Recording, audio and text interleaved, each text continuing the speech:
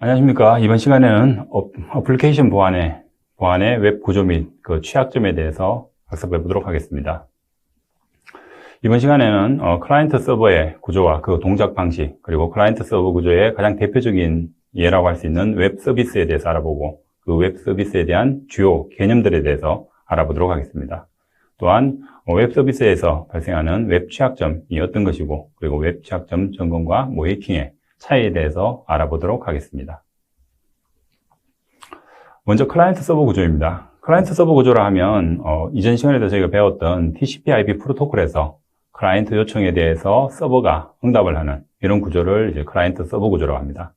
아래에 있는 것처럼 예를 들면 웹 서비스 같은 경우에는 이 클라이언트 서버 구조의 가장 대표적인 예인데, 웹 브라우저, 일명 말해서 웹 브라우저가 클라이언트가 되는데, 이 클라이언트 쪽에서 어떤 요청을 만들어서 서버 쪽으로 보내면 서버는 그 요청을 받아서 응답을 하게 됩니다. 그럼 이 응답을 받은 클라이언트는 브라우저 쪽에 해당 내용들을 표시하는 이런 형태로 이루어지는데, 이런 구조가 정의에서 말씀드린 TCP/IP 프로토콜에서의 클라이언트의 요청에 대해서 서버가 응답하는 이 클라이언트 서버 구조의 가장 대표적인 예라고 할 수 있습니다.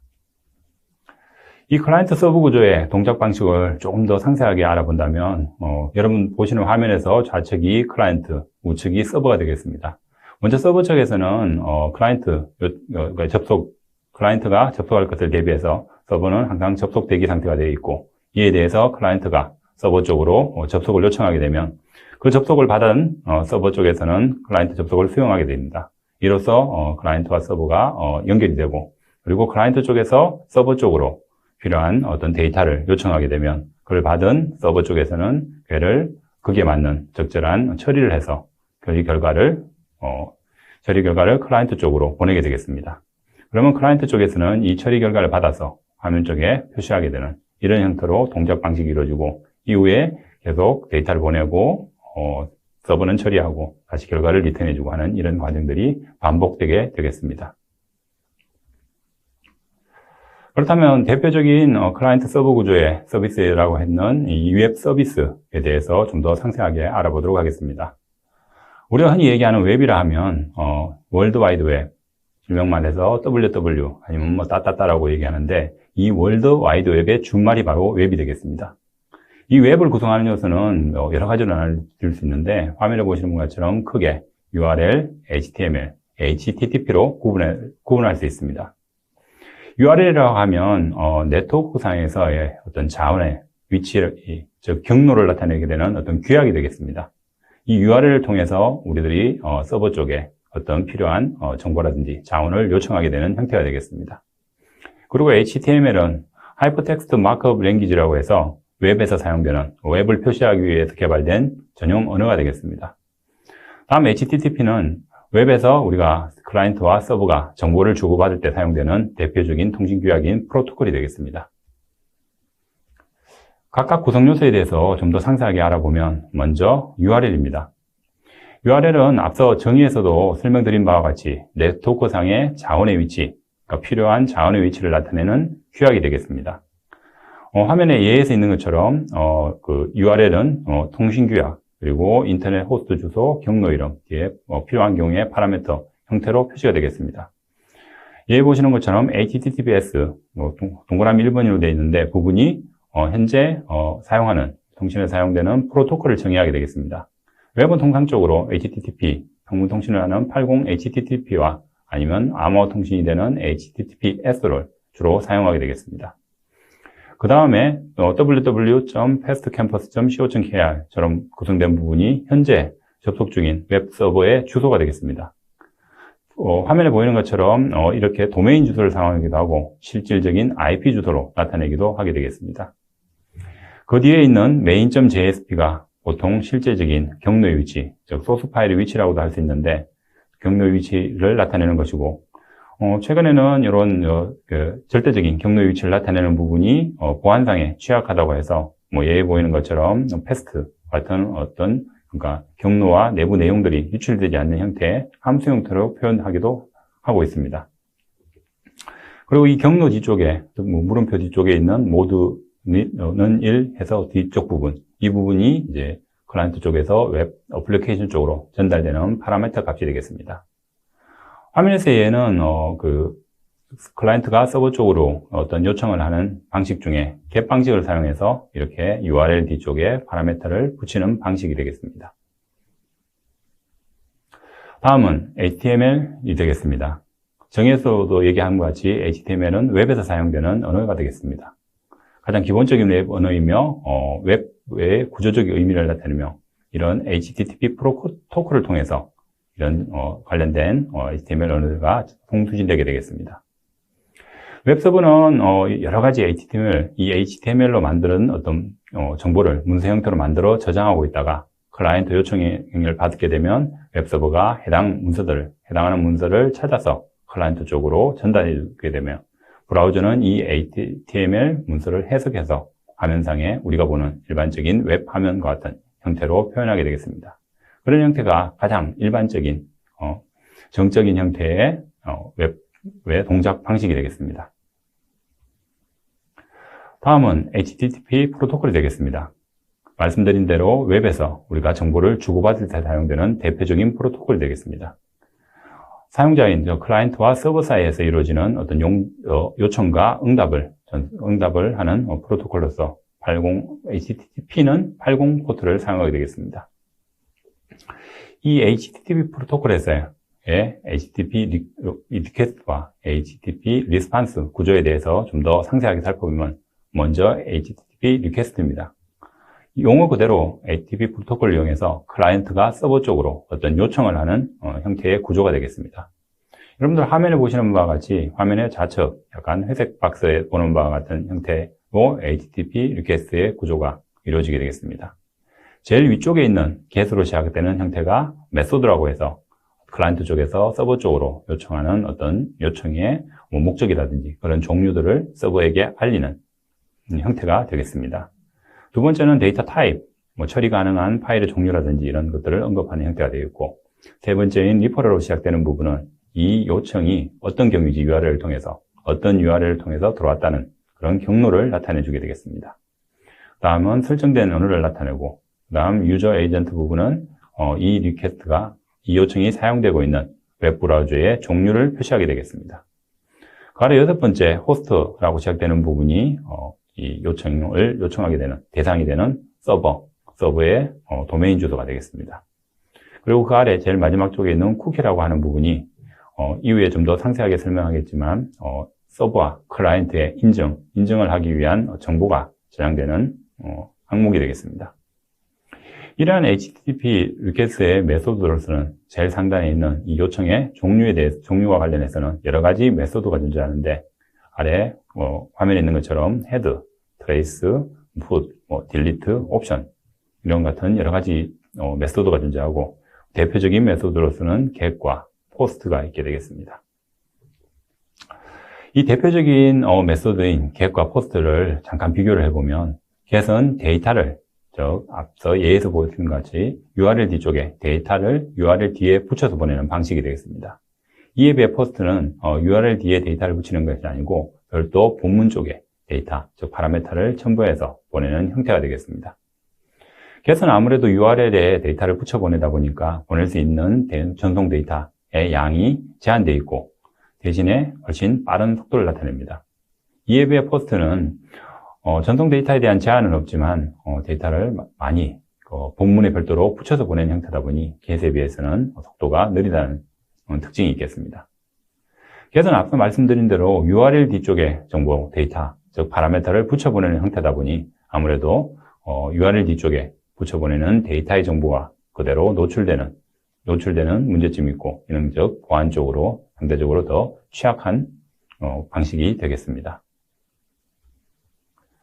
이러한 HTTP 리퀘스트에 대해서 받은 서버가 어떤 처리를 하고 난 다음에 클라이언트 쪽으로 보내는 부분이 바로 HTTP 리스판스가 되겠습니다. 이 HTTP 리스판스의 구조는 화면에 보시는 바와 같이 좌측에 HTTP로 시작하는 형태, 일명말의 상태 코드가 있고 즉 어떤 클라이언트 요청에 대해서 서버가 처리한 결과를 나타내는 값이 되겠습니다. 여기에서 HTTP/1.1 해서 뒤에 200이라는 숫자가 나오는데 이 숫자가 서버가 어떤 식으로 응답했다는 것에 대한 결과를 표현하게 되는데 이 숫자 값에 대해서는 뒤쪽에서 다시 설명하도록 하겠습니다. 두 번째 라인은 서버라고 해서 이것은 이 응답을 처리하고 이 결과를 보내주는 서버의 정보를 나타내게 되겠습니다. 다음은 처리된 날짜, 그리고 컨텐츠의 데이터 타입, 그리고 보내는 컨텐츠의 사이즈, 크기를 나타내게 되겠습니다. 그리고 이후에 HTML 언어로 구성된 도큐 타입 HTML 이후 부분이 실제적인 응답 본문으로서 이 부분을 클라이언트가 받아서 화면상에 처리하게 되겠습니다. HTTP 리스폰스 구조에서 앞서 응답 상태, 응답 코드에 대해서 말씀을 드렸는데 그 응답 코드를 좀 더 설명을 하면 이 응답 코드는 실제 요청에 대해서 서버가 어떤 식으로 반응을 했다는 그 상태를 나타내주는 값이 되겠습니다. 대표적인 응답 코드는 다음에 보시는 바처럼 여러 가지가 있는데 먼저 HTTP 200, 200은 서버가 사용자, 즉 클라이언트 요청에 대해서 정상적으로 아무 문제 없이 정상적으로 처리를 완료했다는 의미가 되겠습니다. 400은 클라이언트, 즉 사용자 요청에 대해서 서버가 그 요청 자체를 인식을 못했다는 의미가 되겠습니다. 그에 비해 401은 서버가 사용자가 서버 쪽으로 어떤 요청을 했지만 그 사용자가 서버 쪽으로 그런 요청을 할 권한 자체가 없다는 의미가 401이 되겠습니다. 403이라 하면 서버의 요청에 대해서 클라이언트의 요청에 대해서 서버가 해당 사용자 요청 자체를 거부한, 디나이한 형태가 되겠습니다. 404는 사용자 요청에 대해서 서버가 처리를 하려고 했는데 해당 요청, 그러니까 해당한 페이지 URL이 존재하지 않다는 결과값이 되겠습니다.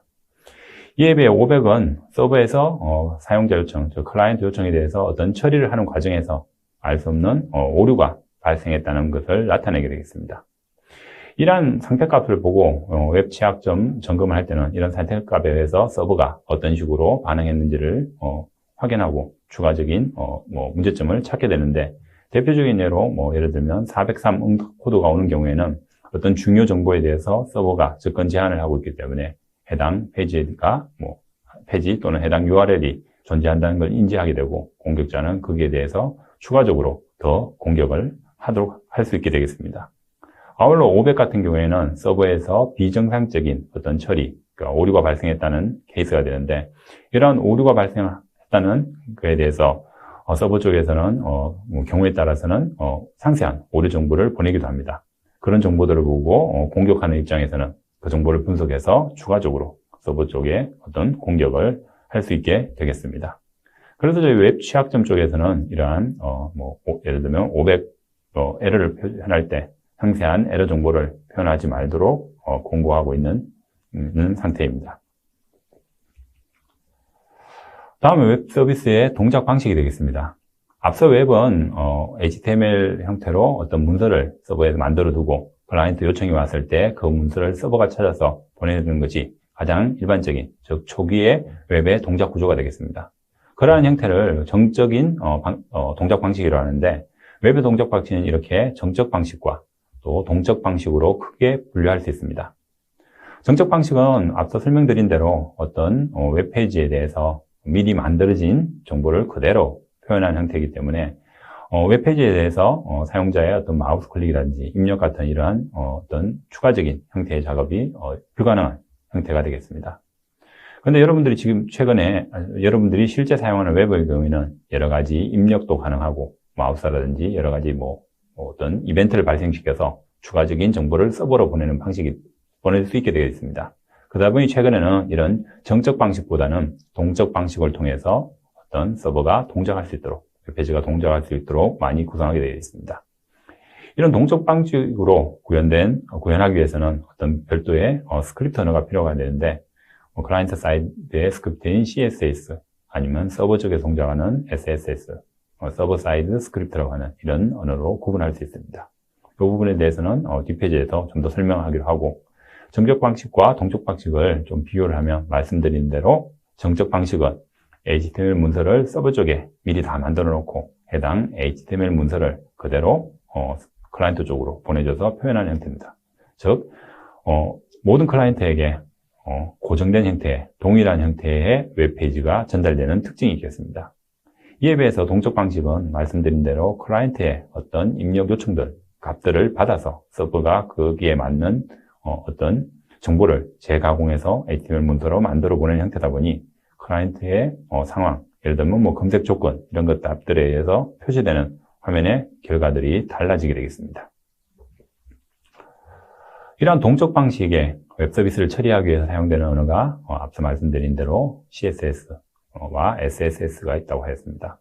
먼저 CSS는 클라이언트 사이드 스크립트라고 해서 클라이언트 쪽에서 실행되는 스크립트 언어라고 할 수 있습니다. 서버 측이 아니라 즉 웹 브라우저에서 해석돼서 적용되는 언어라고 할 수 있습니다. 대표적인 예로 자바스크립트라든지 VB스크립트 같은 여러분들이 프로그래밍을 조금 경험하셨다면 익히 많이 들어보셨을 자바스크립트, VB스크립트 같은 이런 스크립트 언어들이 대표적인 클라이언트 사이드 스크립트 언어가 되겠습니다. 지금 웹에 대해서 제가 설명을 하는 과정에서 빨리 캐치하신 학생들은 이해를 하셨겠지만, 사실 웹 취약점에 대해서 제대로 공부를 하기 위해서는 이렇게 웹의 일반적인 구조뿐만 아니라 기본적인 HTML 언어, 그리고 웹에 개발되는 기본적인 웹 언어, 그러니까 HTML뿐만 아니라 대표적인 자바라든지 이런 프로그래밍 랭귀지에 대해서도 여러분들이 조금 기본적인 일정 수준 이상의 지식을 가지고 있어야 웹 취약점에 대해서 이해하고 웹 취약점을 점검하고 대응하는데 적절한 대응이 가능하게 되겠습니다. 계속 진행을 하면 이 클라이언트 사이드 스크립트 언어는 클라이언트 쪽에서 말 그대로 그러니까 브라우저 쪽 클라이언트에서 실행이 되다 보니까 실질적으로 서버가 어떤 처리 작업하는 부담을 감소시킬 수 있는 장점이 있게 되겠습니다. 하지만 역으로 우리가 브라우저에서 소스 보기, 마우스 오른쪽 버튼을 클릭한다든지 아니면 브라우저 자체에서 개발 기능을 이용해서 소스 보기 등을 통해서 쉽게 이 클라이언트 스크립트가 어떻게 동작하고 있는지를 확인도 할 뿐만 아니라 프록시 등을 통해서 리퀘스트를 충분히 변조할 수 있는, 즉 클라이언트 쪽에서의 어떤 입력값 체크라든지 입력값들을 받아서 서버로 전송할 때 중간에 프록시라는 툴을 이용해서 해당 리퀘스트를 잡게 되면 이런 것들에 대해서 손쉽게 변조할 수 있는 그런 보안적 약점도 있게 되겠습니다. 다음에 스크립트 언어는 서버 사이드 스크립트입니다. 아까 앞서 말씀드린 클라이언트 사이드 스크립트가 클라이언트에 실행된다면 이는 서버에서 실행되는 스크립트 언어라고 할 수 있습니다. 대표적으로 ASP라든지 JSP, PHP 같은 언어들이 있게 되겠습니다. 당연히 서버 쪽에서 실행이 되다 보니 클라이언트 사이드 스크립트에 비해서는 보안성이 훨씬 높다는 장점이 있게 되겠습니다. 웹 서비스에 대해서 다음으로 알아야 될 용어로서는 쿠키와 세션이 있습니다. 기본적으로 이 HTTP 프로토콜은 이게 연결이 끊어지는, 그러니까 커넥션 리스 방식이 되겠습니다. 뭐냐 하면 클라이언트가 서버 쪽으로 어떤 요청을 하고 서버가 그 요청을 받아서 응답을 보내고 나면 서버와 클라이언트의 연결은 끊어지는 방식이 되겠습니다. 그런 형태다 보니 우리가 일반적으로 웹을 사용할 때 어떤 웹페이지에 접속을 해서 어떤 메뉴를 클릭하고 동작을 할 때 이런 형태처럼 끊어져 버리면 일련에 이루어지는 작업, 예를 들면 회원을 가입한다든지 어떤 구매를 한다든지 이런 처리에서 어떤 문제가 발생하게 되겠습니다. 그래서 이런 것들을 방지하기 위해서 클라이언트가 지금 접속하는 클라이언트가 아까 나와 접속했던 클라이언트라는 걸 인지하기 위해서 서버 쪽에서는 식별할 방법을 준비하게 되는데 그 대표적인 방법이 바로 쿠키와 세션을 이용하는 방식이 되겠습니다. 쿠키라 하면 서버에서 어떤 생성된 값을 클라이언트 쪽으로 보내줘서 클라이언트 쪽에서 그 값을 저장하고 어떤 이후에 서버 쪽으로 요청을 할 때 그 값을 보내서 인증을 하는, 그러니까 내가 이전에 너랑 접속했다는 클라이언트라는 걸 인지시켜주는 방식이 바로 쿠키 방식이 되겠습니다. 이에 비해 세션 방식은 서버의 메모리 쪽에 어떤 저장되는 정보를 저장하는 방식이 되겠습니다. 그래서 세션 아이디라는 값을 발행해주고 그 값을 이후 쿠키 같은 정보를 이용해서 서버 쪽으로 전달하는 형태가 되겠으며, 쿠키는 그러다 보니 어떤 이제 쿠키 쪽에 중요한 정보, 예를 든다면 요즘은 그렇게 사용하지 않지만 초기에 웹을 만들 때는 이런 쿠키 쪽에 중요한 인증과 관련된 예를 들면 아이디, 패스워드 값을 넣어 보내는 경우도 있었는데, 이런 식으로 쿠키 쪽에 중요한 정보를 넣어서 보내는 경우에 보안적으로 취약한 문제점들이 발견되게 되겠습니다.